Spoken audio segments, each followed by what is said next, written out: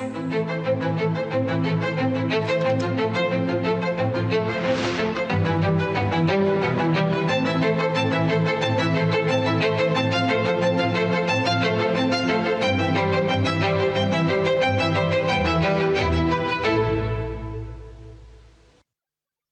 प्यारे देशवासियों, नमस्कार।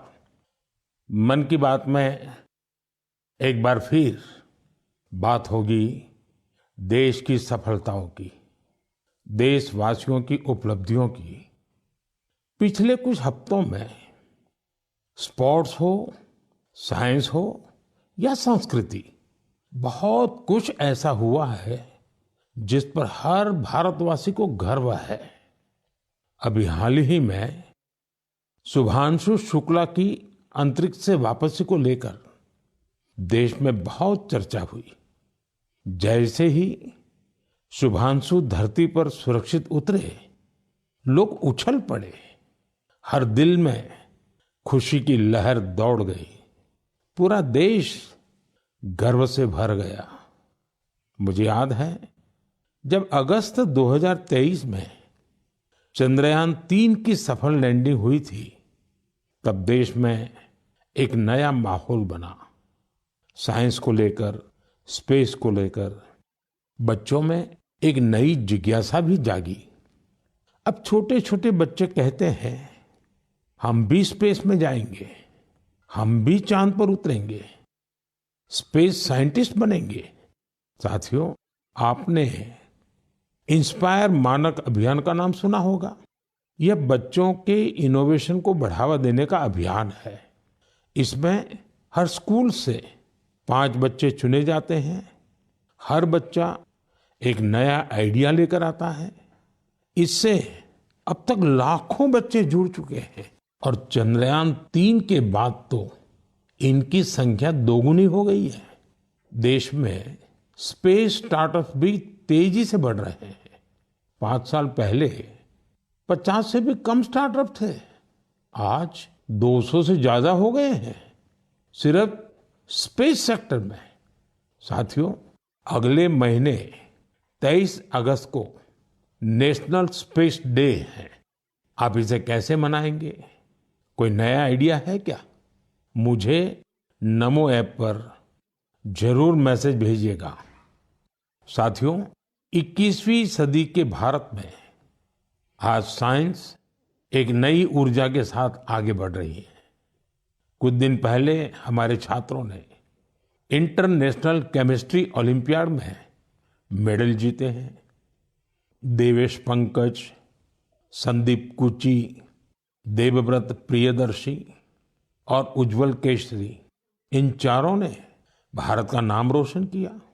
मैथ्स की दुनिया में भी भारत ने अपनी पहचान को और मजबूत किया है।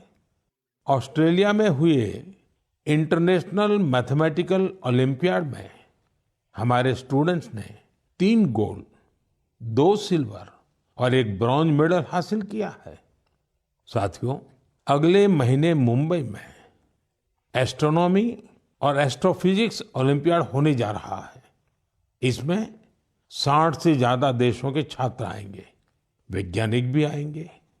यह अब तक का सबसे बड़ा ओलंपियाड होगा।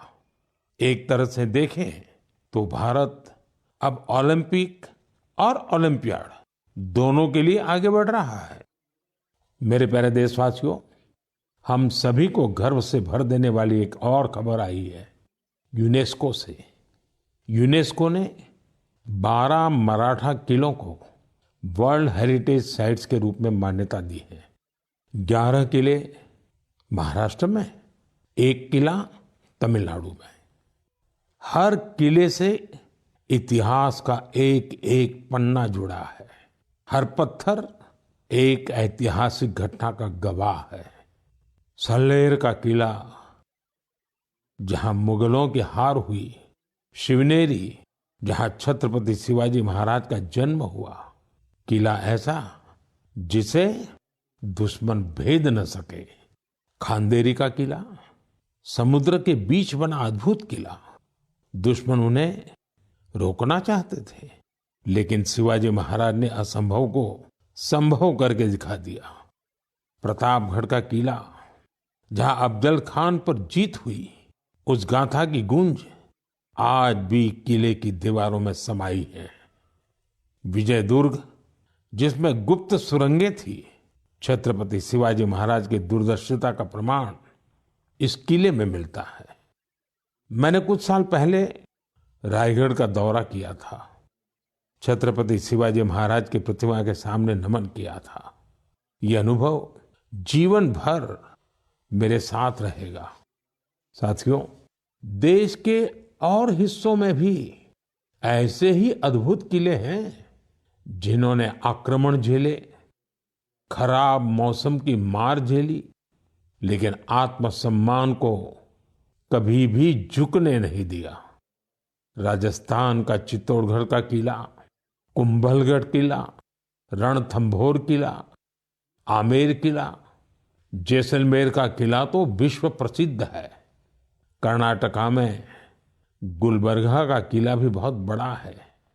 चित्रदुर्ग के किले की विशालता भी आपको कौतूहल से भर देगी कि उस जमाने में किला बना कैसे होगा। साथियों, उत्तर प्रदेश के बांदा में है कालिंजर किला।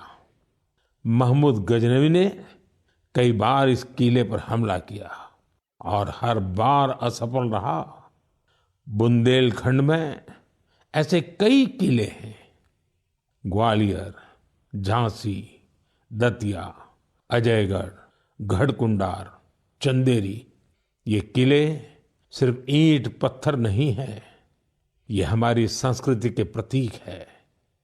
संस्कार और स्वाभिमान आज भी इन किलों की ऊंची ऊंची दीवारों से जागते हैं। मैं सभी देशवासियों से आग्रह करता हूं, इन किलों की यात्रा करें, अपने इतिहास को जानें, गौरव महसूस करें।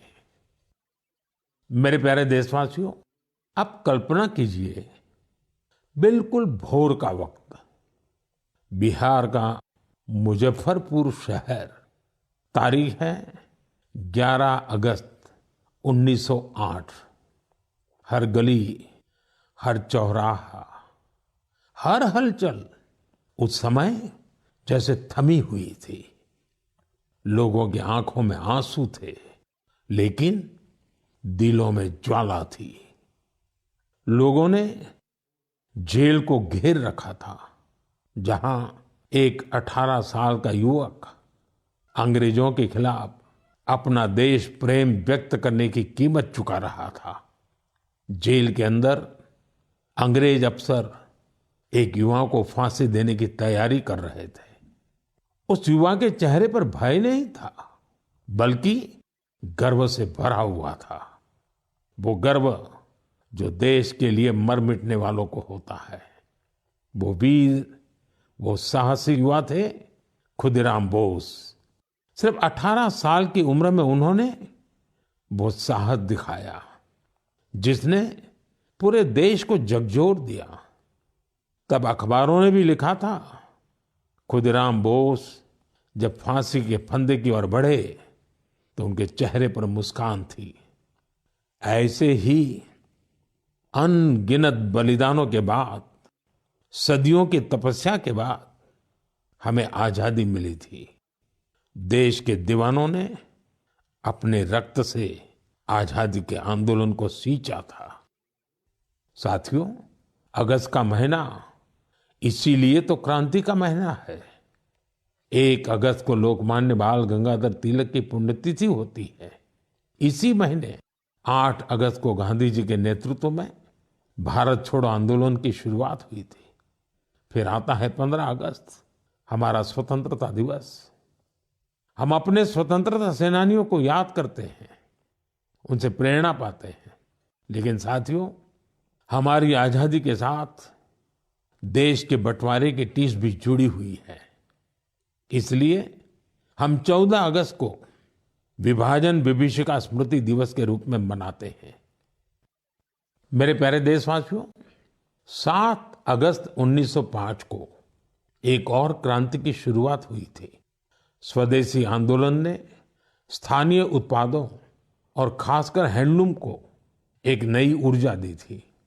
इसी स्मृति में देश हर साल 7 अगस्त को नेशनल हैंडलूम डे मनाता है। इस साल 7 अगस्त को नेशनल हैंडलूम डे के 10 साल पूरे हो रहे हैं। आजादी की लड़ाई के समय जैसे हमारी खादी ने आजादी के आंदोलन को नई ताकत दी थी, वैसे ही आज जब देश विकसित भारत बनने के लिए कदम बढ़ा रहा है, तो टेक्सटाइल सेक्टर देश की ताकत बन रहा है। इन 10 वर्षों में देश के अलग अलग हिस्सों में इस सेक्टर से जुड़े लाखों लोगों ने सफलता की कई गाथाएं लिखी हैं। महाराष्ट्र के पैठण गांव की कविता धवले पहले एक छोटे से कमरे में काम करती थी। न जगह थी और न ही सुविधा। सरकार से मदद मिली, अब उनका हुनर उड़ान भर रहा है। वो 3 गुना ज्यादा कमा रही है। खुद अपनी बनाई पैठणी साड़ियां बेच रही है। उड़ीसा के मयूरभंज में भी सफलता की ऐसी ही कहानी है। यहाँ 650 से ज्यादा आदिवासी महिलाओं ने संथाली साड़ी को फिर से जीवित किया है। अब ये महिलाएं हर महीने हजारों रुपये कमा रही हैं। ये सिर्फ कपड़ा नहीं बना रही, अपनी पहचान गढ़ रही हैं। बिहार के नालंदा से नवीन कुमार की उपलब्धि भी प्रेरणादायक है। उनका परिवार पीढ़ियों से इस काम से जुड़ा है। लेकिन सबसे अच्छी बात ये कि उनके परिवार ने अब इस फील्ड में आधुनिकता का भी समावेश किया है। अब उनके बच्चे हैंडलूम टेक्नोलॉजी की पढ़ाई कर रहे हैं, बड़े ब्रांड्स में काम कर रहे हैं। ये बदलाव सिर्फ एक परिवार का नहीं है, ये आसपास के अनेक परिवारों को आगे बढ़ा रहा है। साथियों, टेक्सटाइल भारत का सिर्फ एक सेक्टर नहीं है, ये हमारी सांस्कृतिक विविधता की मिसाल है। आज टेक्सटाइल और अपैरेल मार्केट बहुत तेजी से बढ़ रहा है और इस विकास की सबसे सुंदर बात यह है कि गांवों की महिलाएं, शहरों के डिजाइनर, बुजुर्ग बुनकर और स्टार्टअप शुरू करने वाले हमारे युवा सब मिलकर इसे आगे बढ़ा रहे हैं। आज भारत में 3000 से ज्यादा टेक्सटाइल स्टार्टअप सक्रिय हैं। कई स्टार्टअप्स ने भारत के हैंडलूम पहचान को ग्लोबल हाइट दी है। साथियों, 2047 के विकसित भारत का रास्ता आत्मनिर्भरता से होकर गुजरता है और आत्मनिर्भर भारत का सबसे बड़ा आधार है वोकल फॉर लोकल। जो चीजें भारत में बनी हो, जिसे बनाने में किसी भारतीय का पसीना बहा हो, वही खरीदे और वही बेचे, ये हमारा संकल्प होना चाहिए। मेरे प्यारे देशवासियों, भारत की विविधता की सबसे खूबसूरत झलक हमारे लोकगीतों और परंपराओं में मिलती है और इसी का हिस्सा होता है हमारे भजन और हमारे कीर्तन। लेकिन क्या आपने कभी सुना है कि कीर्तन के जरिए फॉरेस्ट फायर के प्रति लोगों को जागरूक किया जाए? शायद आपको विश्वास न हो, लेकिन उड़ीसा के क्योंझर जिले में एक अद्भुत कार्य हो रहा है। यहाँ राधा कृष्ण संकीर्तन मंडली नाम की एक टोली है। भक्ति के साथ साथ ये टोली आज पर्यावरण संरक्षण का भी मंत्र जप रही है। इस पहल की प्रेरणा है प्रमिला प्रधान जी। जंगल और पर्यावरण की रक्षा के लिए उन्होंने पारंपरिक गीतों में नए बोल जोड़े, नए संदेश जोड़े। उनकी टोली गांव-गांव गई, गीतों के माध्यम से लोगों को समझाया कि जंगल में लगने वाली आग से कितना नुकसान होता है। ये उदाहरण हमें याद दिलाता है कि हमारी लोक परंपराएं कोई बीते युग की चीज नहीं है। इनमें आज भी समाज को दिशा देने की शक्ति है। मेरे प्यारे देशवासियों, भारत की संस्कृति का बहुत बड़ा आधार हमारे त्योहार और परंपराएं हैं, लेकिन हमारी संस्कृति की जीवंतता का एक और पक्ष है। ये पक्ष है अपने वर्तमान और अपने इतिहास को डॉक्यूमेंट करते रहना। हमारी असली ताकत वो ज्ञान है जिसे सदियों से पांडुलिपियां मैन्युस्क्रिप्ट के रूप में सहेजा गया है। इन पांडुलिपियों में विज्ञान है, चिकित्सा की पद्धतियां हैं, संगीत है, दर्शन है और सबसे बड़ी बात वो सोच है जो मानवता के भविष्य को उज्जवल बना सकती है। साथियों, ऐसे असाधारण ज्ञान को, इस विरासत को सहेजना हम सबकी जिम्मेदारी है। हमारे देश में हर कालखंड में कुछ ऐसे लोग हुए हैं जिन्होंने इसे अपनी साधना बना लिया। ऐसे ही एक प्रेरणादायक व्यक्तित्व है मणि मारन जी, जो तमिलनाडु के तंजावुर से हैं। उन्हें लगा कि अगर आज की पीढ़ी तमिल पांडुलिपियां पढ़ना नहीं सीखेगी तो आने वाले समय में ये अनमोल धरोहर खो जाएगी।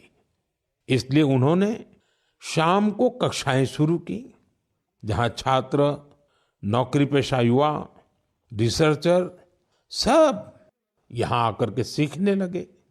मणि मारन जी ने लोगों को सिखाया कि तमिल सुवड़ियल यानी पाम लीफ मैन्युस्क्रिप्ट को पढ़ने और समझने की विधि क्या होती है। आज अनेकों प्रयासों से कई छात्र इस विधा में पारंगत हो चुके हैं। कुछ स्टूडेंट्स ने तो इन पांडुलिपियों के आधार पर ट्रेडिशनल मेडिसिन सिस्टम पर रिसर्च भी शुरू कर दी है। साथियों, सोचिए, अगर ऐसा प्रयास देश भर में हो तो हमारा पुरातन ज्ञान केवल दीवारों में बंद नहीं रहेगा, वो नई पीढ़ी की चेतना का हिस्सा बन जाएगा। इसी सोच से प्रेरित होकर भारत सरकार ने इस वर्ष के बजट में एक ऐतिहासिक पहल की घोषणा की है, ज्ञान भारतम मिशन। इस मिशन के तहत प्राचीन पांडुलिपियों को डिजिटाइज किया जाएगा। फिर एक नेशनल डिजिटल रिपोजिटरी बनाई जाएगी, जहां दुनिया भर के विद्यार्थी, शोधकर्ता भारत की ज्ञान परंपरा से जुड़ सकेंगे। मेरा भी आप सबसे आग्रह है, अगर आप किसी ऐसे प्रयास से जुड़े हैं या जुड़ना चाहते हैं तो MyGov या संस्कृति मंत्रालय से जरूर संपर्क कीजिएगा, क्योंकि यह केवल पांडुलिपियां नहीं है, यह भारत की आत्मा के वो अध्याय हैं जिन्हें हमें आने वाली पीढ़ियों को पढ़ाना है। मेरे प्यारे देशवासियों, अगर आपसे पूछा जाए कि आपके आसपास कितनी तरह के पक्षी हैं, चिड़िया है, तो आप क्या कहेंगे?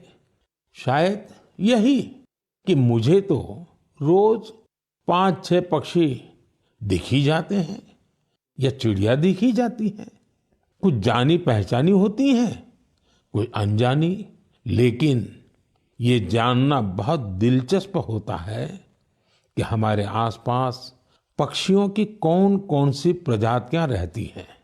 हाल ही में एक ऐसा ही शानदार प्रयास हुआ है। जगह है असम का काजीरंगा नेशनल पार्क। वैसे तो ये इलाका अपने राइनोज, गैंडों के लिए मशहूर है, लेकिन इस बार चर्चा का विषय बना है यहाँ के घास के मैदान और उनमें रहने वाली चिड़िया। यहाँ पहली बार ग्रासलैंड बर्ड सेंसस हुआ है। आप जानकर खुश होंगे, इस सेंसस की वजह से पक्षियों की 40 से ज्यादा प्रजातियों की पहचान हुई है। इनमें कई दुर्लभ पक्षी शामिल हैं। आप सोच रहे होंगे, इतने पक्षी कैसे पहचान में आए? इसमें टेक्नोलॉजी ने कमाल किया। सेंसस करने वाली टीम ने आवाज रिकॉर्ड करने वाले यंत्र लगाए, फिर कंप्यूटर से उन आवाजों का विश्लेषण किया, AI का उपयोग किया।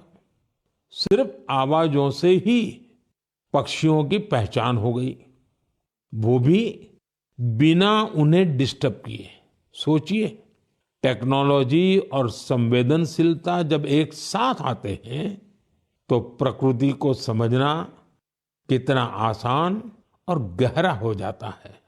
हमें ऐसे प्रयासों को बढ़ावा देना चाहिए ताकि हम अपनी जैव विविधता को पहचान सकें और अगली पीढ़ी को भी इसे जोड़ सकें। मेरे प्यारे देशवासियों, कभी कभी सबसे बड़ा उजाला वहीं से फूटता है जहां अंधेरे ने सबसे ज्यादा डेरा जमाया हो। ऐसा ही एक उदाहरण है झारखंड के गुमला जिले का। एक समय था जब ये इलाका माओवादी हिंसा के लिए जाना जाता था। बासिया ब्लॉक के गांव वीरान हो रहे थे। लोग डर के साए में जीते थे। रोजगार की कोई संभावना नजर नहीं आती थी। जमीनें खाली पड़ी थी और नौजवान पलायन कर रहे थे। लेकिन फिर बदलाव की एक बहुत ही शांत और धैर्य से भरी हुई शुरुआत हुई। ओम प्रकाश साहू जी नाम के एक युवक ने हिंसा का रास्ता छोड़ दिया। उन्होंने मछली पालन शुरू किया। फिर अपने जैसे कई साथियों को भी इसके लिए प्रेरित किया। उनके इस प्रयास का असर भी हुआ। जो पहले बंदूक थामे हुए थे, अब मछली पकड़ने वाला जाल थाम चुके हैं। साथियों, ओम प्रकाश साहू जी की शुरुआत आसान नहीं थी। विरोध हुआ, धमकियां मिली, लेकिन हौसला नहीं टूटा। जब प्रधानमंत्री मत्स्य संपदा योजना आई तो उन्हें नई ताकत मिली। सरकार से ट्रेनिंग मिली, तालाब बनाने में मदद मिली और देखते देखते गुमला में मत्स्य क्रांति का सूत्रपात हो गया। आज बासिया ब्लॉक के 150 से ज्यादा परिवार मछली पालन से जुड़ चुके हैं। कई तो ऐसे लोग हैं जो कभी नक्सली संगठन में थे। अब वे गांव में ही सम्मान से जीवन जी रहे हैं और दूसरों को रोजगार दे रहे हैं। गुमला की यह यात्रा हमें सिखाती है, अगर रास्ता सही हो और मन में भरोसा हो तो सबसे कठिन परिस्थितियों में भी विकास का दीप जल सकता है। मेरे प्यारे देशवासियों, क्या आप जानते हैं ओलंपिक के बाद सबसे बड़ा खेल आयोजन कौन सा होता है? इसका उत्तर है world police and fire games. दुनिया भर के पुलिसकर्मी, फायर फाइटर्स, सिक्योरिटी से जुड़े लोग, उनके बीच होने वाला स्पोर्ट्स टूर्नामेंट। इस बार यह टूर्नामेंट अमेरिका में हुआ और इसमें भारत ने इतिहास रच दिया। भारत ने करीब करीब 600 मेडल जीते। 71 देशों में हम टॉप 3 में पहुंचे। उन वर्दीधारियों की मेहनत रंग लाई जो दिन रात देश के लिए खड़े रहते हैं। हमारे ये साथी अब खेल के मैदान में भी झंडा बुलंद कर रहे हैं। मैं सभी खिलाड़ियों और कोचिंग टीम को बधाई देता हूं। वैसे आपके लिए ये भी जानना दिलचस्प होगा कि 2029 में ये गेम्स भारत में होंगे। दुनिया भर से खिलाड़ी हमारे देश आएंगे। हम उन्हें भारत की मेहमान नवाजी दिखाएंगे, अपनी खेल संस्कृति से परिचय कराएंगे। साथियों, बीते दिनों मुझे कई यंग एथलीट्स और उनके पेरेंट्स के संदेश मिले हैं। इनमें खेलो भारत नीति 2025 की खूब सराहना की गई है। इस नीति का लक्ष्य साफ है, भारत को स्पोर्टिंग सुपर पावर बनाना। गांव, गरीब और बेटियां इस नीति की प्राथमिकता है। स्कूल और कॉलेज अब खेल को रोजमर्रा की जिंदगी का हिस्सा बनाएंगे। खेलों से जुड़े स्टार्टअप्स, चाहे वो स्पोर्ट्स मैनेजमेंट हो या मैन्युफैक्चरिंग से जुड़े हो, उनकी हर तरह से मदद की जाएगी। सोचिए, जब देश का युवा खुद के बनाए रैकेट, बैट और बॉल के साथ खेलेगा तो आत्मनिर्भरता के मिशन को कितनी बड़ी ताकत मिलेगी। साथियों, खेल टीम स्पिरिट पैदा करते हैं। ये फिटनेस, आत्मविश्वास और एक मजबूत भारत के निर्माण का रास्ता है। इसलिए खूब खेलिए, खूब खेलिए। मेरे प्यारे देशवासियों, कुछ लोगों को कभी कभी कोई काम नामुमकिन सा लगता है क्या ये भी हो पाएगा?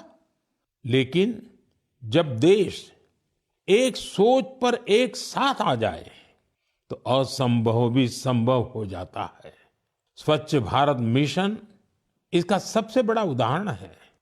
जल्द ही इस मिशन को 11 साल पूरे होंगे, लेकिन इसकी ताकत और इसकी जरूरत आज भी वैसी ही है।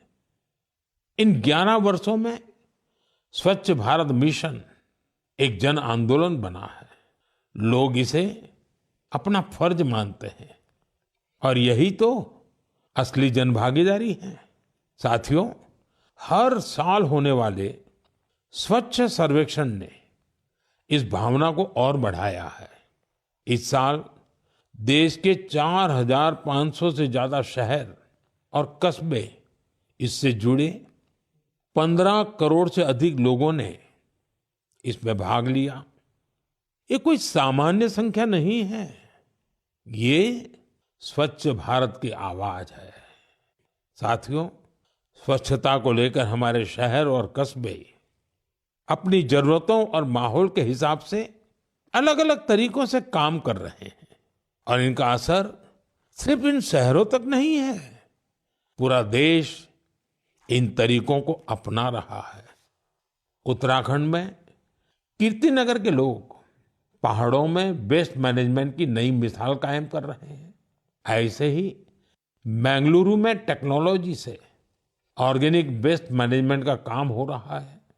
अरुणाचल में एक छोटा सा शहर रोइंग है।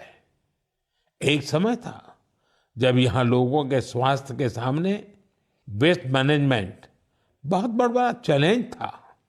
यहाँ के लोगों ने इसकी जिम्मेदारी ली। ग्रीन रोइंग इनिशिएटिव शुरू हुआ और फिर रिसाइकल्ड वेस्ट से एक पूरा पार्क बना दिया गया। ऐसे ही कराड़ में, विजयवाड़ा में वाटर मैनेजमेंट के कई नए उदाहरण बने हैं। अहमदाबाद में रिवर फ्रंट पर सफाई ने भी सबका ध्यान खींचा है। साथियों, भोपाल की एक टीम का नाम है सकारात्मक सोच। इसमें 200 महिलाएं हैं। ये सिर्फ सफाई नहीं करती, सोच भी बदलती है। एक साथ मिलकर शहर के 17 पार्कों की सफाई करना, कपड़े के थैले बांटना, इनका हर कदम एक संदेश है। ऐसे प्रयासों की वजह से ही भोपाल भी अब स्वच्छ सर्वेक्षण में काफी आगे आ गया है। लखनऊ की गोमती नदी टीम का जिक्र भी जरूरी है। 10 साल से हर रविवार बिना थके, बिना रुके इस टीम के लोग स्वच्छता के काम में जुटे हैं। छत्तीसगढ़ के बिल्हा का उदाहरण भी शानदार है। यहाँ महिलाओं को वेस्ट मैनेजमेंट की ट्रेनिंग दी गई और उन्होंने मिलकर शहर की तस्वीर बदल डाली। गोवा के पणजी शहर का उदाहरण भी प्रेरक है। वहां कचरे को 16 कैटेगरी में बांटा जाता है और इसका नेतृत्व भी महिलाएं कर रही हैं। पणजी को तो राष्ट्रपति पुरस्कार भी मिला है। साथियों, स्वच्छता सिर्फ एक वक्त का, एक दिन का काम नहीं है। जब हम साल में हर दिन, हर पल स्वच्छता को प्राथमिकता देंगे, तभी देश स्वच्छ रह पाएगा। साथियों, सावन की फुहारों के बीच देश एक बार फिर त्योहारों की रौनक से सजने जा रहा है। आज हरियाली तीज है, फिर नागपंचमी और रक्षाबंधन, फिर जन्माष्टमी, हमारे नटखट कान्हा के जन्म का उत्सव। ये सभी पर्व यहाँ हमारी भावनाओं से जुड़े हैं। ये हमें प्रकृति से जुड़ाव और संतुलन का भी संदेश देते हैं। आप सभी को इन पावन पर्वों की ढेर सारी शुभकामनाएं। मेरे प्यारे साथियों, अपने विचार और अनुभव साझा करते रहिए। अगले महीने फिर मिलेंगे। देशवासियों की कुछ और नई उपलब्धियों और प्रेरणाओं के साथ आपका ध्यान रखिए। बहुत बहुत धन्यवाद।